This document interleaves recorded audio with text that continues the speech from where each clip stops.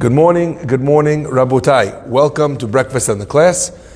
Today's breakfast and class have been sponsored by Alice and Victor Franco in memory of Victor's mother, Alice Franco, alea shalom, Lilui Nishmat, Aliza Bat Jamile. As well, breakfast is sponsored Lilui Nishmat Sami Sayed, Shilomo ben Rivka alea shalom, sponsored by Abraham Nahamayas. As well, for Refuah Shlema, in Refuah Shlema for Marco Mordechai ben Jamile, Hashem should send them a full recovery, Yeshuot v'Nechamot, inshallah, b'mhera v'yamenu, sponsored by Jamie Levy Sutton. My friends, we find a super interesting concept that we've spoken peripherally about a couple times this week. Some of you may remember we mentioned this idea, and I want to just look a little bit deeper into this idea together, because I think that there's something here that is very beautiful. The pasuk says, "Ubiyom pokti," and on the day that I remember, ufakadati, and I will also remember. And the Gemara explains that what this means is that when a person is punished at some stage in the week, in the year, in the decades, in the millennia that followed the sin of the golden calf, a part of the punishment that they experience is also for the punishment of the golden calf. The Torah Chaim writes something unbelievable. He says, the Gemara tells us, Ufoked avon avot, that God only redeems, only carries over the sin of the fathers on the children, only when the children are also doing the same sin. So as an example, you have a son who's being punished not just for his own sin, but also for the sins of his father. That only occurs, says the Gemara, only when the child is also oseh ma'aseh avot, doing the same sins that his father did. Why? Because not only has he done something wrong, but he should have learned from his father. He should have seen that the deeds of his father didn't bring his father what he hoped that they would. And the lack of learning also is in and of itself something also which is negative. And therefore there's the consequences that need to be paid for that as well. So it seems, says the Torah Chaim, that if you could be paid only for the avon avot when you're carrying on in the same way as the father has done, that if you're telling me that when I do a sin today on Fifth Avenue, when I'm walking on Fifth Avenue, I do a sin, you're telling me I'm also getting a piece of the sin of the golden calf, it must be that I'm also complicit in the sin of the golden calf. Otherwise, the sin of my forefathers would not be revisited on me, and that punishment will also not be revisited upon me now as well. Now, this idea is not just an idea which revolves around the concept of reward and punishment, but actually it goes much deeper, and it cuts to a place in the human psyche that I think is very interesting. It turns out, therefore, that every sin has within it a tiny element of the sin of the golden calf. And how does that work? So, Rabotai, I want to share with you an unbelievable story that was shared by the Panovich Rav Kahneman, who said to Rav Galinsky, and he said as follows. He said when he was young, he would study in the Kollel of the Kodashim, where they were studying all the laws of the sacrifices of Zevachim, Menachot, Timurah, all the Masechtot that deal with how we act in the time of the Bet HaMikdash. And the head of this yeshiva in Kollel was whom? Was none other than the Chafetz Chaim.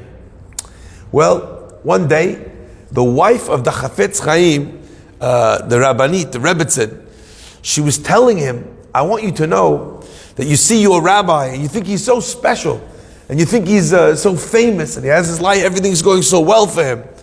But you know, we had times of such great lack, such great problems in our history, in our marriage, in our life. We suffered so much to get here. The Rabbi, the Panovich Rav, never heard of anything like this. So he says, what do you mean? She said, well, when we first got married, we had a store. I would work in the store. The rabbi would work in the store for a certain amount of hours each day. But what did we make? We made very little money. And I would take the little bit of money that we scraped together, a couple of pennies, and times were really tough. We had no food. I would go down to the bakery, and for the couple pennies that I'd earned that day, he would allow me to take the crumbs from the bread that they cut. He would allow me to take the little end piece of the bread that was left over after they cut the loaf for other customers that had the money. whatever flour was left over that hadn't been used to make the bread, and I would buy all the leftovers of that day from the bakery. I would come home, throw it in a pot. It was little scraps, but when I would boil it together, I was able to make some sort of a stew or some little kind of, the dough would stick together, would become nourishing in the water, at soup or whatever it was. I would make little things where out of all these pieces together, and that's what we would eat. Anyway, there was, of course, times when things got even more difficult. The boy is sitting there looking, he can't believe this, he never heard this about the rabbi. At the rabbi, they had to go live off the scraps, off the leftovers that you could buy for a couple pennies at the end of the day in the bakery. But she's not done. She says, came the day where she ran out. There was no money in the house and there was no food. So she goes to the baker and she says, listen, I'm here every day. I come with a couple pennies, I buy. She says, today I didn't make anything. I don't have any money. Please, could you sell me the leftovers, the garbage? Could you sell it to me on credit? And tomorrow, when I make some money, Be'ezrat Hashem, I'll come and I'll pay you. Baker says, sure. So he gives her credit, 2 pennies, he writes it down, and he gives her the little crumbs, a little bit of flour, a half a slice at the end of a bread. She goes home. One day, the Chafetz Chaim comes home from his studies, and he sees his wife is crying by the window. So he says, what's the matter? And she can't face him. She's looking out the window, she's crying. He says, what's the matter? She says, every day, I take the pennies I earn, I go to the baker, I buy the little scraps, whatever's left over. He says, yes, of course, it's fine, it's great, I love it, it gives me the power to study, to learn, to grow. She says, of course. She says, but then I ran out of money, I didn't have anything left. So I went and I asked him and he gave it to us on credit. Okay, so I went on credit, 2 days, 3 days on credit. I got there today and the baker said, I'm sorry, until you bring the money, I'm not giving you the crumbs, I'm not giving you the extra flour, I'm not giving you the last slice of crusty bread. So I have nothing to eat. I have nothing to serve you. I know you study all day, you work so hard. She says, for myself, I'm okay. I'm not so hungry. I'm sure she was. But she says, how could you study? How could you learn? How could you grow to be the Talmid Chacham that you could be if I can't give you any food for nourishment? The Chafetz Chaim sees his wife. He sees she's suffering. She's in pain. And he bangs on the table. And he says, Gira be'enecha hasatan. He quotes the Gemara in Kiddushin. He said, an arrow in your eye, O Satan, O Yetzer Hara. An arrow in your eye. A term indicating that he's not going to be beat. And he says, what you think? Because I don't have any food, you're going to stop me from learning Torah? You're going to stop us from growing? You're going to stop us from developing, from becoming tzaddikim, tzidkaniyot? I'll starve and I'll learn.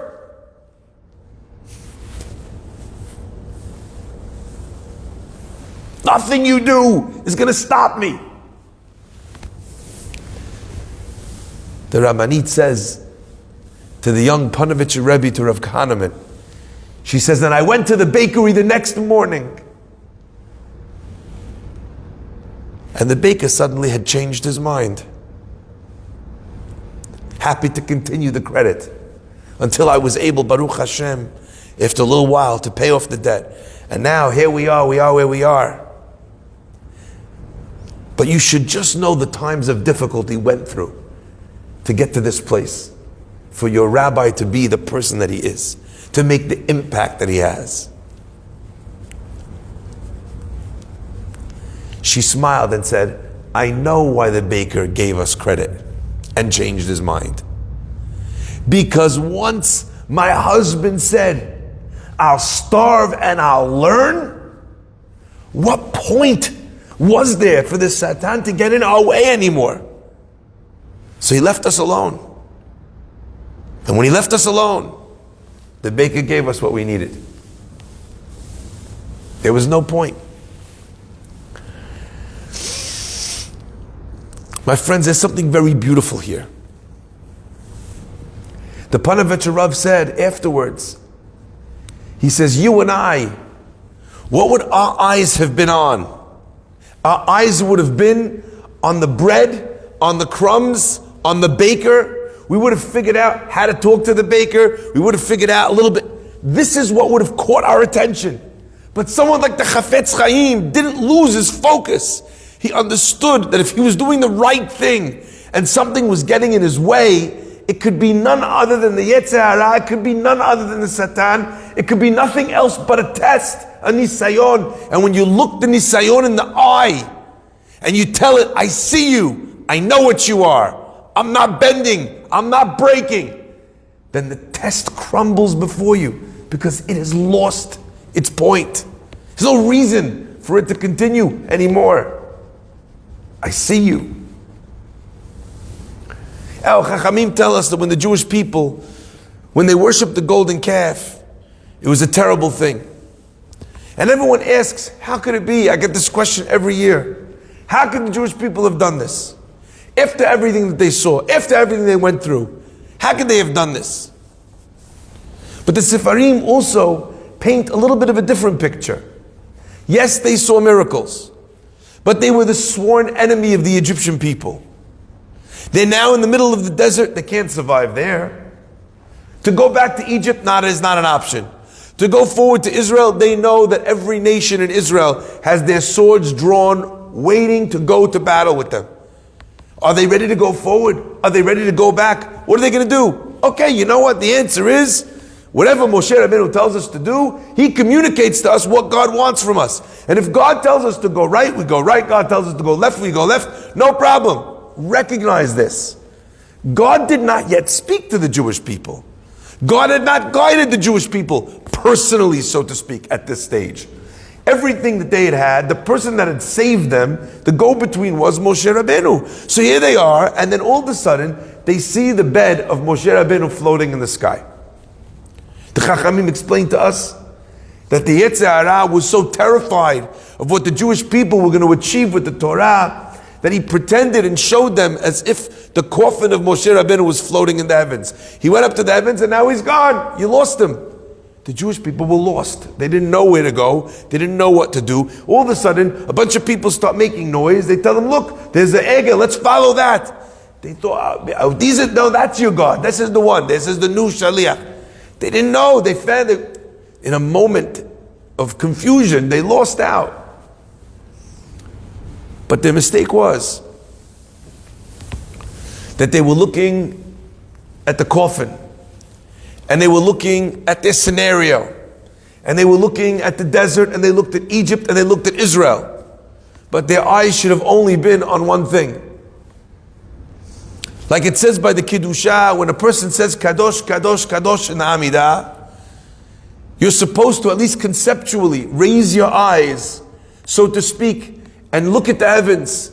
And the Zohar writes that at that time when the Jewish people are saying Kadosh, Kadosh, Kadosh, God says, when they say Kadosh and they look up, Ve'enai be'enehem, and we are looking eye to eye.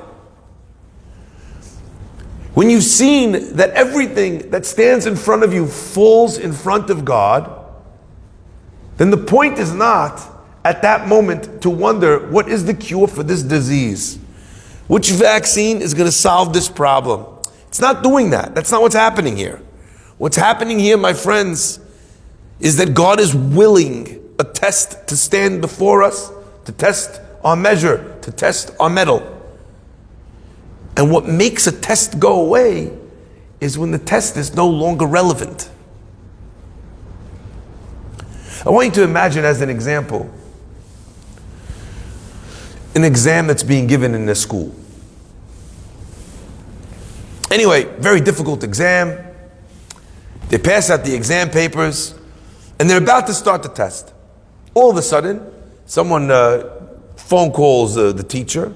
Teacher picks up the phone. Yes, I understand. Okay, I hear you. Okay, hold on one second. Calls the principal. Principal, I just received a phone call. I need to speak to you. Okay, yes, right outside, yes. Everyone's waiting to take the test. They have their pens.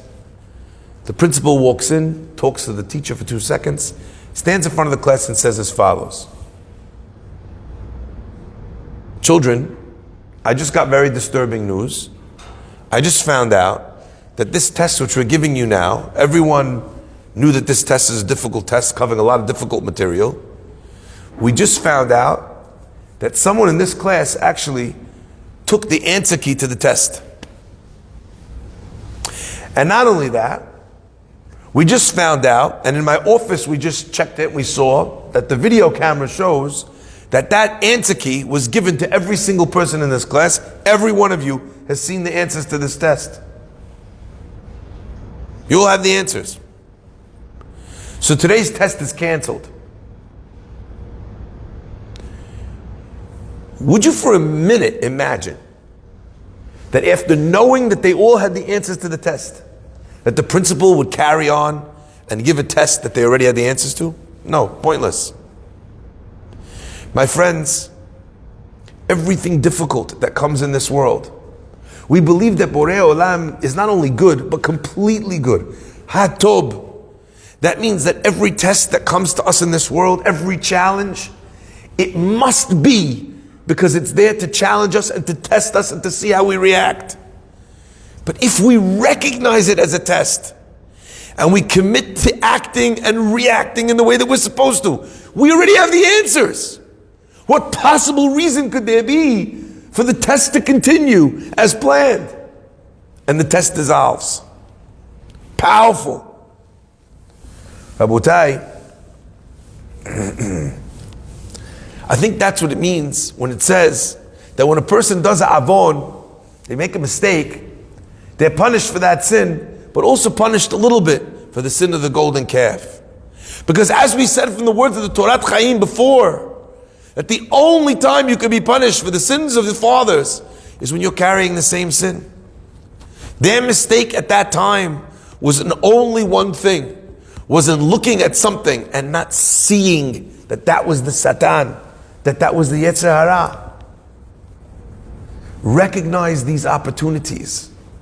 Recognize these challenges and understand that it's not that person, it's not that money, it's not that traffic. The only thing that's here, when it's in the way of me doing the right thing, when I'm trying to do the right thing, I'm trying to be good. If I'm doing the wrong thing, understand that it's a corrective measure. I need to change. But when I'm doing the right thing, this is something trying to get in my way.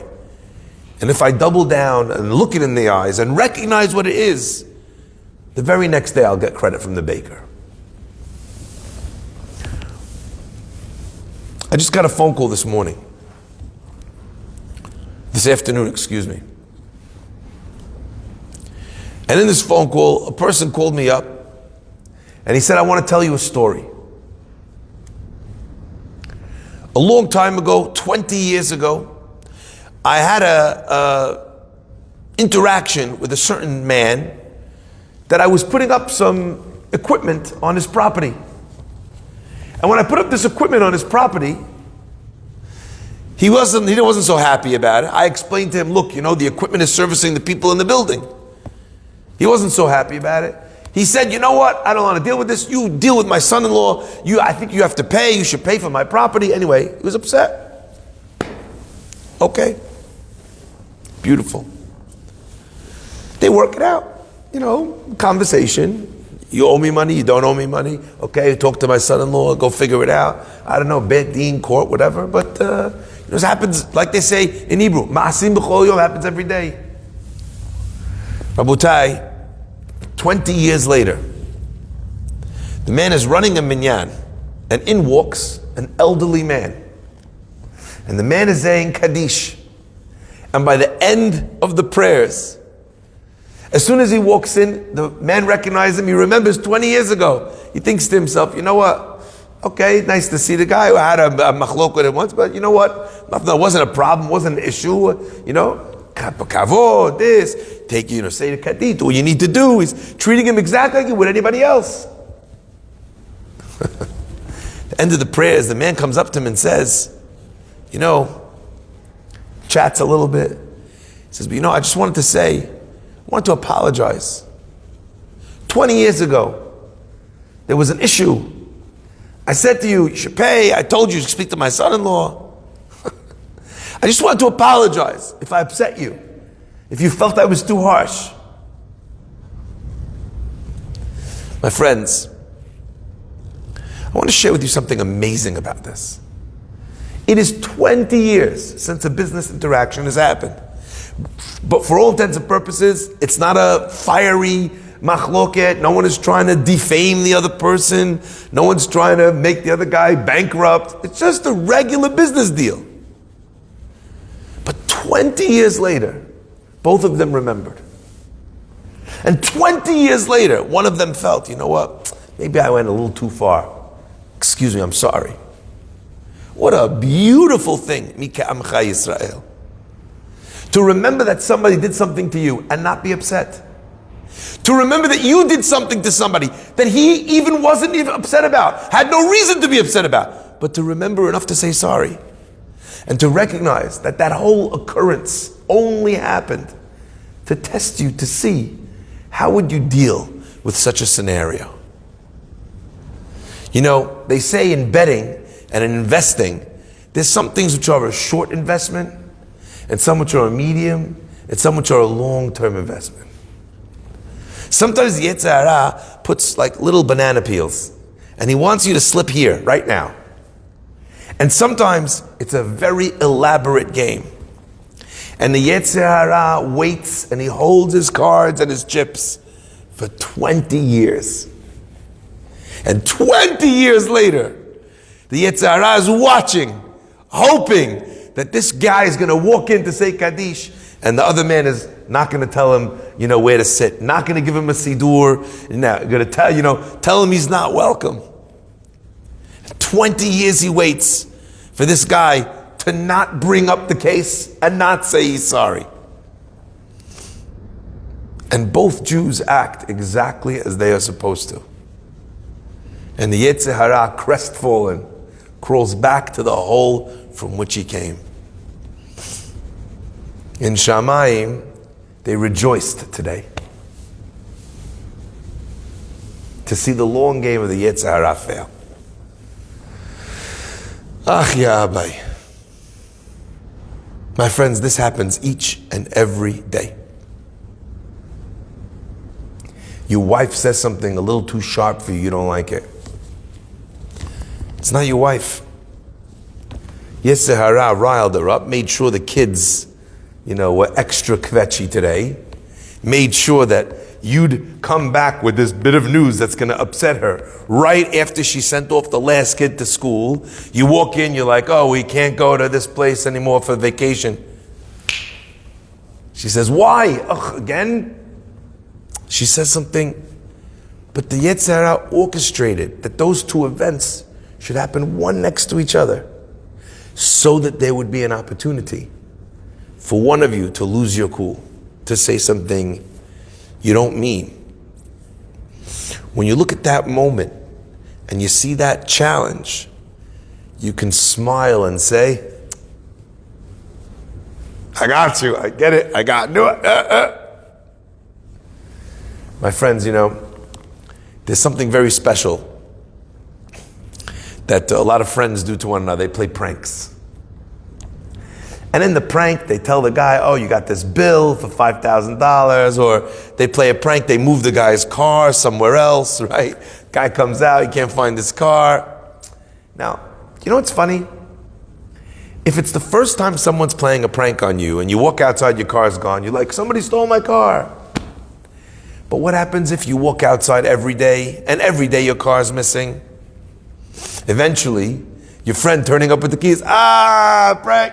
Eventually you don't buy it anymore, right? Right? I've seen this trick. I know it. Right? Oh, one time, you owe this money. Oh, it's a fake ticket. You don't owe the money. Prank. Eventually, you recognize it. You're not falling for the prank anymore. I want to ask my friends, when is it going to be enough? When will we have seen the Yetzer Hara's tricks enough that when he pulls out the coffin flying in the sky, we're like, nope. When is he going to try and get us angry? And instead of us thinking, it's my wife, it's my coworker, it's my boss, it's my friend, I'm going to say it's none of them. It's you. I see you. I know you. This is your signature all over it. When will we have seen enough to not get pranked? Baruch Adonai Le'olam. Amen ve'amen.